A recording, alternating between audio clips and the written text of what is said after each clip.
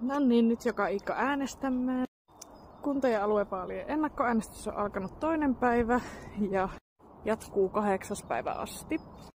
Varsinainen vaalipäivä on sitten 13.4. Ei mun äänellä ole mitään merkitystä. Ei ole tarkoituskaan, että sinun yksi ääni yksin muuttaa koko vaalit, vaan se on osa kokonaisuutta. Eikä lopputulosta voi tietää ennen kuin kaikki äänet on laskettu. Sitten kun on äänestänyt, niin kansalaisvelvollisuus on hoidettu. Nee. Ei ole myöskään tarkoitus, että äänestäminen on se ainut asia, mitä kansalaisilla tehdään. Olla aktiivisia vaalien välissäkin. Äänestäminen on vain yksi vaikuttamisen tapa. Äänestäminen on kuitenkin yksi tärkeä sellainen, koska tässä edustuksellisessa demokratiassa nämä valitut päättäjät on niitä, ketkä käyttää sen alueen ylintä päätösvaltaa. Kannattaa siis äänestää ja kannattaa äänestää sellaista ehdokasta, joka ajaa sinulle tärkeitä asioita. Äänestämään siis ja sitten vaalikahveille.